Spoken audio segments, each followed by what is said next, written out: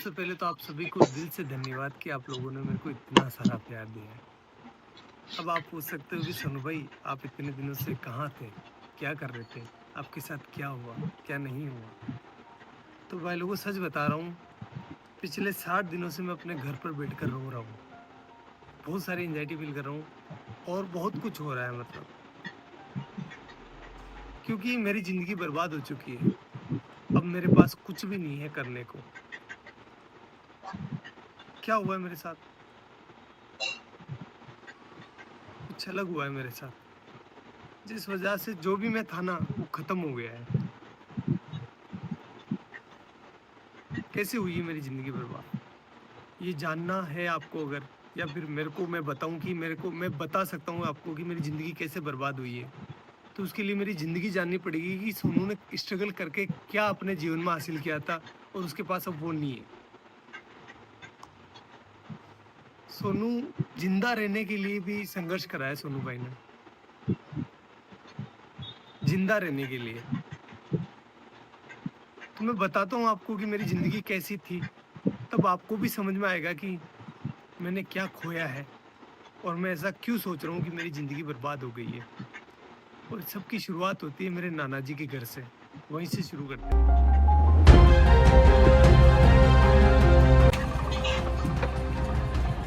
ये है मेरे नाना नानी का घर, जहाँ पर मेरा जन्म हुआ था। घर चलकर देखते हैं कौन कौन है।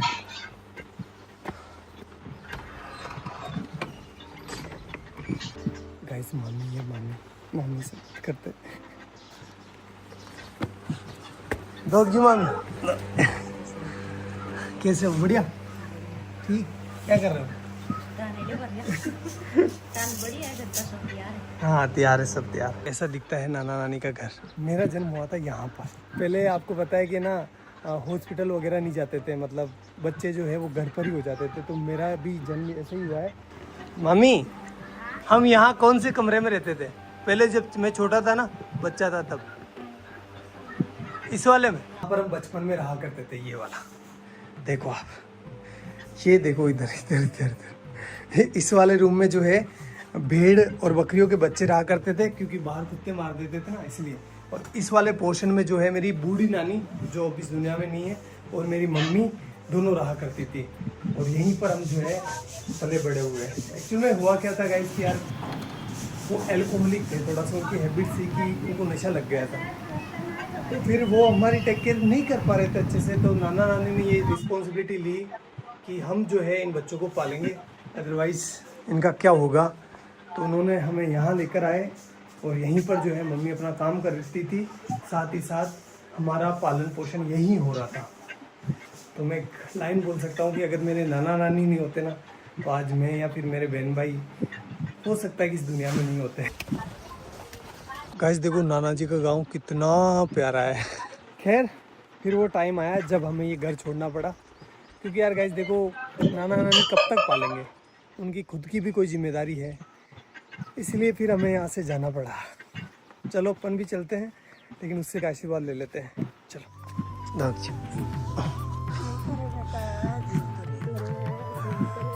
मेरी नानी है, आपको बाद में बताऊंगा इनके बारे में भी। और अपने गांव आते ही हमें घरेलू परिस्थितियों के कारण अपने घर नहीं घुसने दिया गया, इसलिए हमने बड़े पापा की कोठी का चुनाव किया। म्याऊ म्याऊ।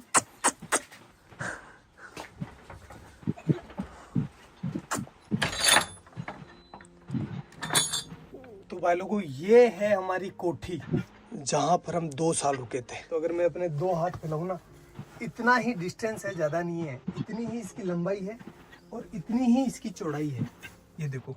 और हाइट आप देख सकते हो, बस इतना ही है। मेरी हाइट थोड़ी कम है, इस वजह से यहाँ पर जगह भी कम रह गई थी। केवल यहाँ पर एक छोटा सा मचान बिछाने के लिए जगह थी। और ऊपर से जो है बरसात का पानी टिपकता नहीं था, बरसात का पानी गिरता था, क्योंकि ये छत है ना थोड़ी नीचे है। और यहाँ पर आप देख सकते हो नीचे जो इसका फर्श है ना, फर्श वो बना हुआ था गोबर और मिट्टी का। इस वजह से यहाँ पर कभी कभी सांप आ जाया करते थे, अपने घर बना लिया करते थे। और भाई लोगों इस घर में हमें जिंदा रखने की जिम्मेदारी आ गई हमारे मम्मी के कंधों पर। और इस वजह से पहले भी काम किया उन्होंने, लेकिन उन्होंने 10 रुपए मजदूरी में काम चालू कर दिया। 10 रुपए में से 5 रुपए के वो हमारे लिए चावल लेकर आती थी। मैं लेकर आया हूँ आपको बताने के लिए कि उस टाइम कितने चावल आते थे। इतने चावल आते थे 5 रुपए के। तो इन चावलों से वो हमारा पेट भरती थी, तीनों बहन भाइयों का सॉरी, और खुद भूखी सो जाती थी कि मेरे बच्चों का पेट भर जाए, होते मैं तो निकाल लूँगी रात। और हम ना समझते उस टाइम, तो हम नहीं समझ पा रहे थे कि हमारी माँ जो है वो भूखी सो रही है। हम तो बस अपना पेट भरने का ध्यान दे रहे थे। लेकिन मेरी मम्मी जो है उस टाइम बिना कुछ खाए भूखी सो रही थी। एक जो कटोरी होती है आटे की, उसको संभाल के रख रही थी कि जब बुरा टाइम आएगा तो मैं अपने बच्चों को खिलाऊंगी। खुद कुछ नहीं खा रही थी, एक टाइम खाना खाती थी पूरे दिन में वो, और कंटिन्यूस काम कर रही थी वो।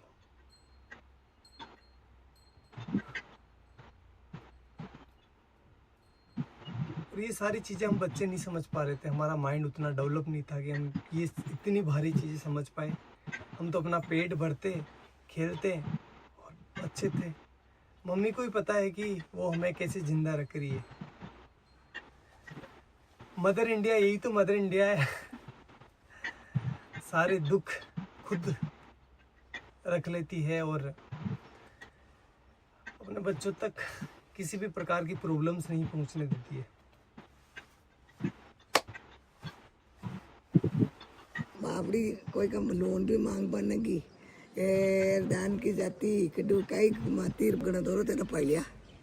हाँ तेना गणा दौरा पड़िया रे भाई थारी मात तो सब्जी बेचती, लेडीज रहती, भाई दौड़ाती, तेन खुआती, बा भूखी रहती, भाई मार ससुरी भूखा। तना दूध पाइयो, तेन रोटी खुआई, गनी दोरी कमा कमारा, तमात का दान की जाती, हाँ ते भरा का केवन के ते बलि दूध ने भरे क्यों, मैं ते दिए किस कोई केव, गणा दौरा पहले तो बा। और भाई लोगों, इस वाली छत की ना एक स्पेशल कहानी है, बताता हूँ मैं आपको। पर मैं, मेरा भाई और मेरी बहन बैठे थे शाम को, और हम राह देख रहे थे कि हमारे लिए कोई खाना लेकर आएगा, क्योंकि हमारी मम्मी जो थी वो गांव चली गई थी किसी कारणवश, तो हमारे लिए खाना नहीं बना था उस टाइम। कोई भी खाना लेकर नहीं आया और हम तीनों बहन भाई भूखे ही सोए। यही जगह थी वो, सेम टू सेम। एक बात बताऊँ आपको, जब आप भूखे होते हैं ना तो आपको अच्छे से नींद नहीं आती। देख लेना एक बार। चलो मैं आपको अपनी बहन से मिलवाता हूँ।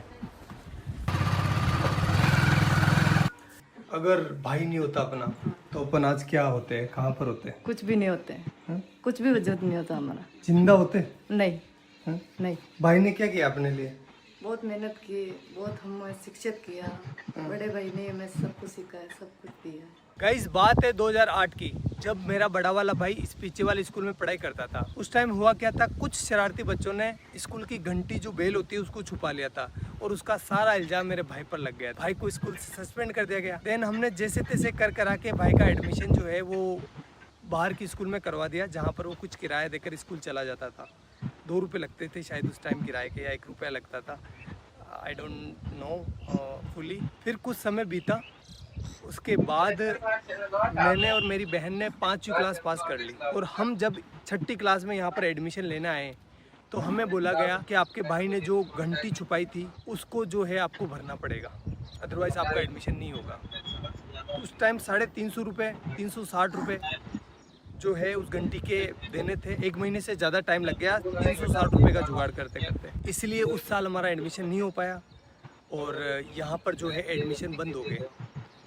अब घर वाले हमें किराया देकर किसी दूसरी स्कूल नहीं भेज सकते थे, क्योंकि वो अफोर्ड नहीं कर पाते उस टाइम, और हम छोटे बच्चे थे तो किसी दूसरे गांव भी स्कूल नहीं जा पाते, क्योंकि दूर था ना। हमारा गांव काफ़ी बड़ा है, तो हम दूसरी जगह अगर जाएंगे ना तो हमें कम से कम 3-4 किलोमीटर जो है पैदल चलना पड़ेगा। तो छोटे बच्चे थे तो नहीं हो पाया वो सारी चीज़, और हमारा 1 साल पूरा बर्बाद हो गया। फिर मेरे बड़े वाले भाई ने एक भारी डिसीजन ले लिया, और उसने अपनी सारी पढ़ाई छोड़कर, अपनी सारी ज़िंदगी दांव पर लगाकर मेरी और मेरे बहन के लिए काम चालू कर दिया। उसने फर्स्ट काम चालू करा मंडी में, जो सब्जी मंडी होती ना वहाँ भी। उस सब्जी मंडी के अंदर जहाँ से मेरा भाई सब्जी खरीदता था, 15-20 किलो वजन को अपने सर पर रखकर मेरा गांव जो कि यहाँ से 20-25 किलोमीटर दूर है, वहाँ पर लेकर जाता था। वो सब्जी, वो फल फ्रूट बेचता था, जिससे कि कुछ पैसा आए और वो अपने बहन भाइयों का पेट भर सके, अपनी माँ के सर पर जो बच्चों का पालने का भार था उसको कम कर सके। और ये वो काम कर रहा था जब उसकी उम्र है ना 16 साल की, वो बाल श्रम कर रहा था। क्यों? क्योंकि अपने बहन भाइयों को जिंदा रख सके और उनको अच्छी एजुकेशन दे सके। घर में कई सामान नहीं रहा तो दोनों मन भाई सब्जी ले जाता, मैं दोनों जेर बेच जाता। ये वो चौराहा है जहाँ पर मेरा भाई सब्जी लेकर उतरता था और उसे एक एक घर बेचने जाता था। चलो मैं आपको दिखाता हूँ कि वो इतना वजन को अपने सर पर रखकर इन घरों में घूम घूम कर सब्जियाँ बेचता था। इस काम में कुछ लोग पैसे नहीं देते थे, मतलब सब्जियाँ उधार ले लेते थे और फिर बोलते थे कल ले लेना, परसों ले लेना। भाई लोगों, एक बार की बात है, सामने जो बाबूजी महाराज का मंदिर दिखाई दे रहा है ना, उनके बारे में ऐसा बताया गया, जो लड़के बैठे होते हैं ना चौराहे पर, बदमाश नहीं बदमोश उन्होंने ऐसा बोला कि मेला है बाबूजी महाराज का, तो इस दिन इस डेट को बाबूजी महाराज का मेला है, तो तुम अपनी सब्जियां और फल फ्रूट लेकर आ जाना यहाँ पर। तो हमने सोचा अच्छा है कि हमारा जो है फल फ्रूट बिक जाएगा और हमारा कुछ बेनिफिट हो जाएगा। हम आए तीनों बहन भाई, तो यहाँ पर आकर देखा तो कोई मेला नहीं था और उन्होंने थोड़े से हमसे फल फ्रूट ले लिए और हमको डरा धमका के भगा दिया। तो एट दी एंड धंधा जो है वो इतना अच्छा चल नहीं रहा था, इसलिए उस काम को भी हमें छोड़ना पड़ा। हमें नहीं, मतलब भाई को छोड़ना पड़ा।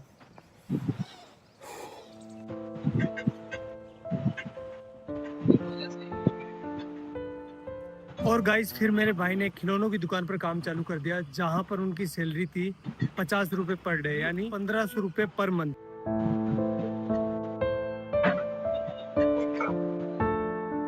एक महीने बाद जब भाई की सैलरी आई तो उसने लगभग आधा भाग यानी 700 रुपए के आसपास मेरे और मेरी बहन के लिए बुक्स लेने में खर्च कर दिया, जबकि खुद काम पर फटे हुए कपड़े पहनकर जा रहा था। वो चाहता तो अपने लिए कपड़े ले सकता था ना, लेकिन नहीं लिए उसने। लेकिन हम खुश थे। क्यों खुश थे? क्योंकि पहली बार रजिस्टर आया था, पहली बार हेल्प बुक आई थी, अब हमारे भी अच्छे दोस्त बनेंगे। यार बुक्स अच्छी आती है तो दोस्त आते ही है ना, भाई तेरी हेल्प बुक दे दे, तो हमारा कॉन्फिडेंस है ना सीधा आसमान चला गया।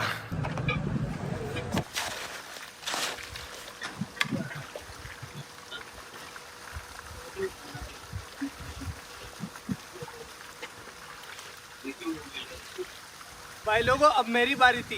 जो भी मैंने लिया है ना उसको वापस रिटर्न करने की, इसलिए मैं काम करने लग गया। साथ ही साथ अब बड़ा हो गया था, इसलिए मैं अजमेर वाले स्कूल में जाने लगा बस से, और वो भी साइंस बायो पढ़ने।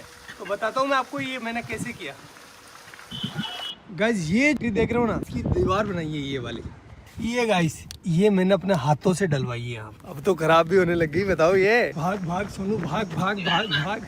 गाइस अब तो मैं भाग भी नहीं पा रहा हूँ। पहले ना इतना दूर, लगभग ये होगा 600 मीटर दूर, एक पूरा सीमेंट का कट्टा जो कि 50 केजी वेट का, यहाँ पर पटक कर अपने कंधे पर, और एक साइड जो है ना वो चिमनी लगी हुई है, वहाँ से लेकर उस वाले कोने से जहाँ से अपन आए थे ना वहाँ पर लेकर जाता था।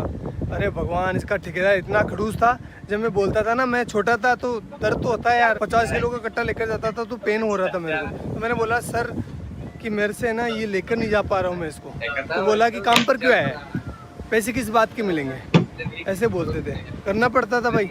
तो ये वाला काम तो मेरे को ज़िंदगी भर याद रहेगा, क्योंकि वो सीमेंट के कट्टों ने मेरी रीढ़ की हड्डी में प्रॉब्लम कर दी। गाइज ये जो आप बिल्डिंग देख रहे हो ना, ये हमने बनाई है एक मजदूर के तौर पर। और गाइज ये वाली जो टंकी आपको दिखाई दे रही है, ये बनवाई है। हाँ, ये जो दीवारें आप देख रहे हो ना, ये सब कुछ। भाई लोगों, भैंस चराते टाइम बायोलॉजी पढ़ने का मजा ही कुछ अलग होता है, क्योंकि एग्जाम्पल यहाँ पर सामने होते हैं। जब एक बगुला है ना भैंस के आसपास होता है तो उसका मतलब ये है कि वो सेब पोजीता कर रहा है। क्योंकि आप देख सकते हो जहाँ पर भैंसें चर रही है ना, उसके पास एक बुगला है। ये देखो बुगला है। क्योंकि जब भैंस चारा खाती है ना, तो चारा हिलने की वजह से उसके अंदर जो कीड़े होते हैं वो बाहर निकल जाते हैं, और ये बुगला उनको खाकर पेट भर लेता है। ये दो जीवों का एक संबंध है, जिसमें एक को कोई भी घाटा नहीं होता और दूसरे को फायदा हो जाता है। प्रेरित धाराओं से उत्पन्न होने वाले चुंबकीय क्षेत्र का मान सदैव इस प्रकार होता है कि वो उन कारणों का विरोध करता है जिसके कारण इसकी स्वयं की उत्पत्ति हुई है। अरे डब डब डब डब जा।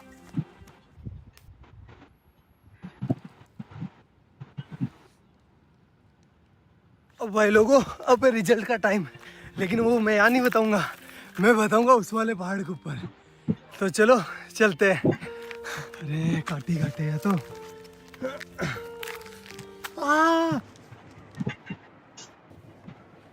अब भाई लोगों, मेरा आ गया 12th का रिजल्ट।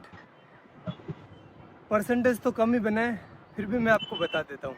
ये देखो 77%, जिसमें से केमिस्ट्री में आए 93 डिक्टेशन और फिजिक्स में आए हैं 87 डिक्टेशन। भाई लोगों ये मेरे परसेंटेज नहीं है, ये अभी तक भी मेरे जीवन में कोई हार्ड काम आता है ना तो मेरे को अंदर से आवाज़ होती है कि तू कर लेगा, डर मत, तू कर लेगा।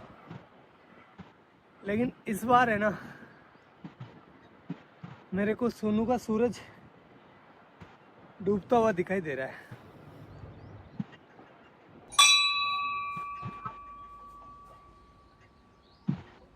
भाई लोगों अब मैं टीचर बन चुका था, चलो क्लास लेकर आते हैं। हाइजेनबर्ग का अनसर्टेनिटी प्रिंसिपल, जिसके बारे में अपन बात करने वाले हैं, ठीक है। चलो बताओ कहाँ पर जाकर गिरेगा।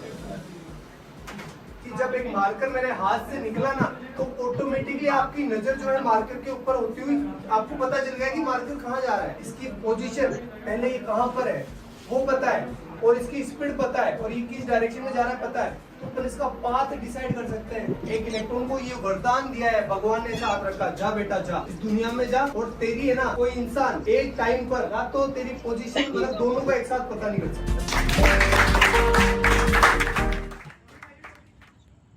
फिर ऐसे करते करते मैं टीचर बन गया और मेरे पास बहुत काम था।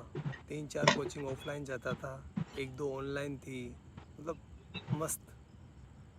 और जो भी चीज़ें मैंने अपने परिवार के लिए सोची थी, भाई के लिए, मम्मी के लिए, वो मैं कर रहा था अच्छे से, कोई दिक्कत नहीं। उसी टाइम मेरे पास आया भैया का कॉल, सीधा टीम से भैया का कॉल। इतना खुश हो गया था मैं यार, भैया का इतने बड़े आदमी का कॉल डायरेक्ट आया था मेरे पास। तो फिर भैया का कॉल आया और भैया ने बोला मेरे को, सोनू यार हमारे यहाँ पर है ना एक साइंस की लड़के की डिमांड है, तो तू आ सकता है क्या। मैंने बोला ठीक है भैया मैं कर लूँगा, कोई दिक्कत नहीं है। तो फिर मैंने वहाँ पर मतलब ऑफिस में पार्ट टाइम जॉब चालू कर दिया। 2-3 घंटे के लिए जाता था, केमिस्ट्री से रिलेटेड और फिजिक्स से रिलेटेड, मतलब ऑल ओवर साइंस का काम मैं संभालने लगा। और ऐसे करते करते करते करते 2 महीने निकले। 2 महीने के बाद भैया ने आगे से बोला मेरे को कि सोनू तो ऐसा कर, फुल डे ज्वाइन कर ले, सारा दिन काम कर, और पॉसिबल है तो कर ले। घर वालों से बात करी, घर वालों ने, मेरे बड़े वाले भाई से मैंने पूछा तो उसने कहा कि यार देख तू ज्वाइन कर ले, कोई दिक्कत नहीं, अपने ही गांव के तो कोई प्रॉब्लम नहीं होगी। मैंने कहा ठीक है कर लेता हूँ, उसमें क्या दिक्कत है, आपने बोल दिया तो वो सब आपसे आगे क्या है, कोई नहीं, कुछ नहीं है। ऐसा करके मैंने टीम को ज्वाइन कर लिया और फिर मेरा अच्छा शानदार टाइम आया।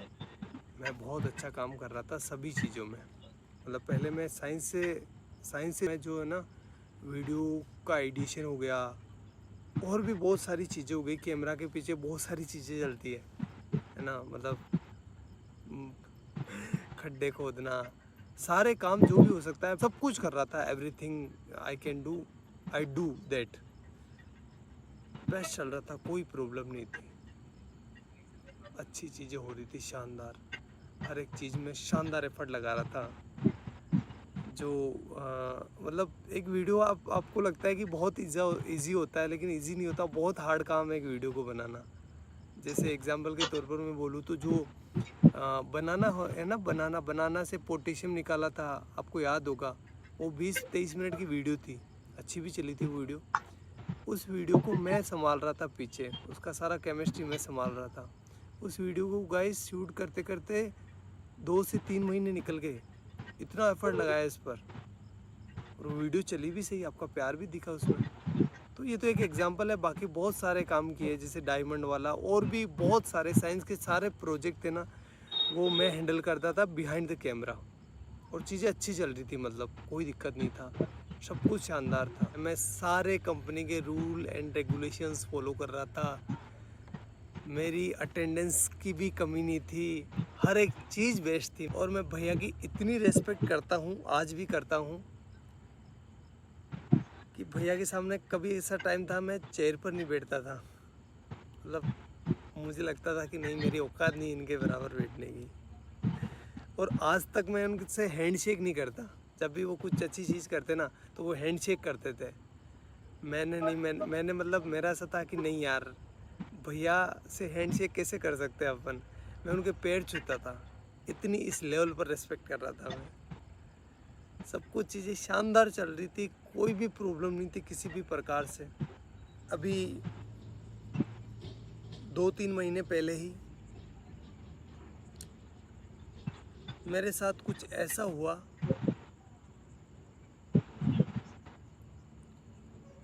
कि मैं अब आपको अभी तो आपको बता नहीं सकता। मैं पता नहीं कौन सी ज़िंदगी से निकल के आया हूँ, मेरे ये दिन कैसे निकले हैं मैं ही जानता हूँ। वो तो आप लोगों का प्यार है और घर वालों का प्यार है, लेकिन मैं एक बहुत हार्ड टाइम से निकला हूँ। तो मैं कुछ बोलकर क्योंकि मेरी मेंटल हेल्थ और मेरी इमोशनल हेल्थ दोनों ही ठीक नहीं अभी। मैं और इसको ख़राब नहीं करना चाहता, और अब जो है मेरी ज़िंदगी ख़राब हो गई है, बर्बाद हो गई है पूरी। ना तो मैं टीचिंग का रहा, ना मैं यूट्यूब का रहा। और सच बता रहा हूँ भाई लोगों, कुछ लोगों के मन में कुछ भी आ सकता है, लेकिन मैंने किसी को धोखा नहीं दिया है। मैंने सिर्फ एक बार मौत को धोखा दिया था, जब मेरे को पानी में फेंक दिया गया था, छोटा था तब। तो उस टाइम मैं मरने से बचा था, बड़े वाले भाई ने बचाया था मेरे को। तो उस टाइम मौत को धोखा दिया है मैंने। बाकी मेरी ज़िंदगी में मैं किसी को सोच भी नहीं सकता। मतलब मेरी ज़िंदगी ख़राब हो गई है, पूरी बर्बाद हो गई है, मैं कहीं का ना रहा।